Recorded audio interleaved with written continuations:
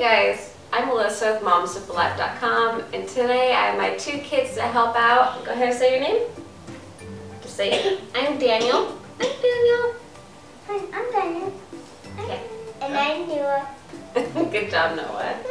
So we usually start out with, you can get a huge amount of these on Amazon. These are the cell starters, and I just use these long planters that you would have like on a deck, and these actually fit perfectly inside.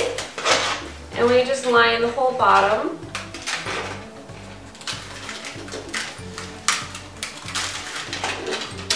With these. And it can fit in 2, 4, 6, 8 cells like this. And then we'll just take the dirt. And this is actually the custom mixture of the sawdust and sand. Go ahead. Okay. And then after we fill all those up, I have half of my trays here with the custom soil mixture of sawdust and sand, and this other half is actually from Cedar Grove. It's a potting soil mix for pots. It's all organic. So we're going to sit there and see, we're going to plant the same plants going all the way across here, and then we'll see the difference between sawdust and sand versus just a potting mix. This is not a seed starter potting mix, just a organic potting mix, and we'll sit there and see which one, if there's any difference at all for seed starting. Our seed flat all done here, and I have the seeds that I want to plant, which is celery. This is big celery, Utah. This is from veganseeds.com, or actually you can get it on Amazon. That's where I got my seed bank. These are non-GMO hybrid or heirloom seeds, and I have my celery big Utah. They're basically solo cups. I used to use the wood stakes, but they ended up start disintegrating and the water bled so much into it that you couldn't read anything anymore. So I decided to try out just some old solo cups. So I poked 2 holes, and I just started sprinkling in all the little holes down one row a little bit of the celery seeds. They're so tiny, so you're going to end up getting a lot in there, a lot more than just 2. Unless you're more careful than I am. And then you just want to bury these. And then we'll sit there, and since we like celery, we'll sit there and poke 2 holes in the next one. And we'll poke holes in those ones over there, just little ones. And then sprinkle a little bit in each hole. And then lightly bury. All of this mixture has already been pre-moistened, so I'll not be watering these on top. I'll actually be watering them from underneath.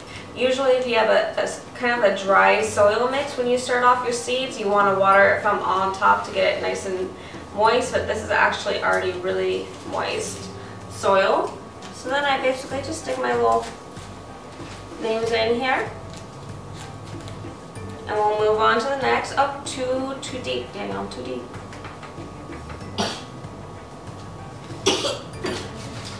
Okay, so next we will do some tomato roma.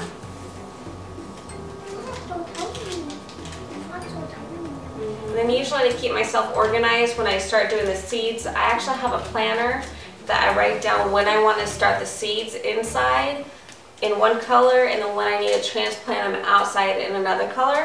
And I also sit there and gather from the seed bank all the seeds that need to go in February, March, April, things like that, what needs to be planted outside, so it's all organized. Do you need to go potty? Are you sure? Okay.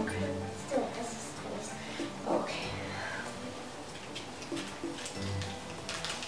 Where's this going to go?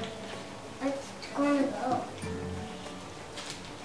And then I also recommend that you print out the Mittleider Gardening Planner of how much each plant is produced and how much you need space, so you get an idea of how many plants you would actually want for your grow bed. I usually plant a little bit extra because I have a lot of people interested in organic starts that I know. So even if I don't plant every single one of these, oh, you want to do that? Okay, just take one. Okay, right there. Yep, I have them. Put that, and we'll put them in here. See, right in here.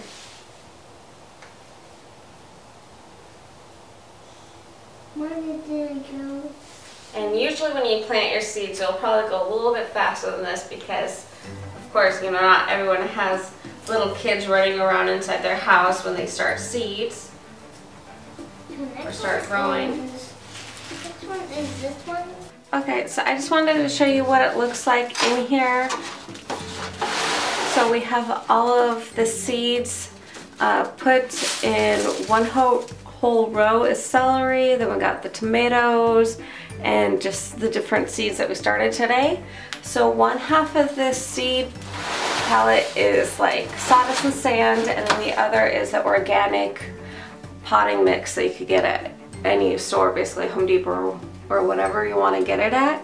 And then I do still have one bulb in each one that I have to replace, but usually even though I have that one bulb, even if it is working, I'll still be rotating these seed plates like this so that they can have even growth, or I can also just push it off to the side and just change directions.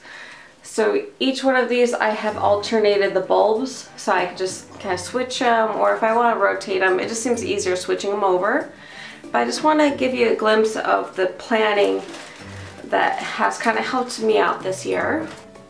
Okay, I just wanted to show you guys how I do some of my garden planning. I've made kind of like this whole binder with different planning stuff for me, and then I just turned to my garden plan tab, and on here I have, of course, the Mittleider garden planning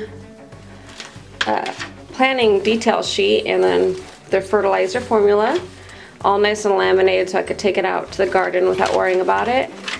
And then I have basically my heirloom seeds that I got from Vegan Seeds. Basically came with this, and then I just kind of put the numbers. That's from last year, and it seemed like it took a long time to figure out what seeds need to be planted at what time. So this year I decided to do a calendar.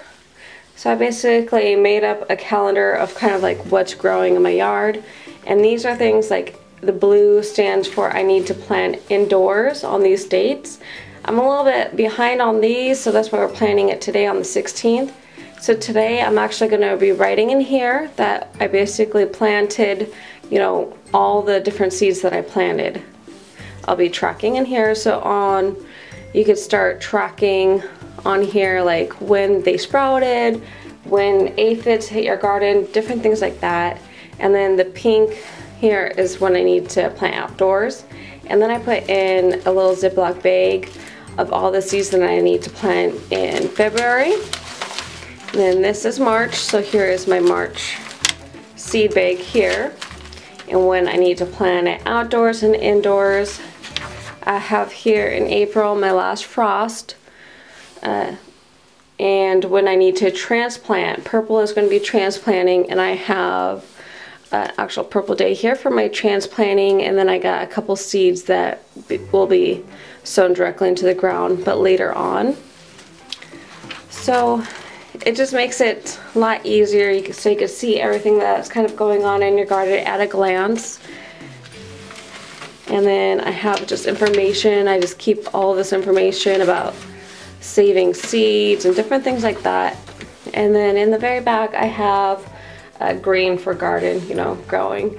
Just some blank paper that I could put a date, and if I want to get more detailed of what's going on in my garden, I could just, you know, put things that I've done that day, things that worked, you know, issues that I might have had. It just seems like it would be a lot easier just to write like a little journal this summer, and I know that's recommended by a lot of gardeners, so I'm going to try that out this summer and see how it goes. So if you ever want to check out the rest of basically this book, just let me know, and I'll try to do a video on this whole binder. I have a front and a back side of this binder. It's pretty cool. Okay, that's it. I really hope you guys enjoyed this video. I had a lot of fun making it, definitely with my kids. And thank you so much for subscribing, and I hope to see you in the next video. See you next week. Bye.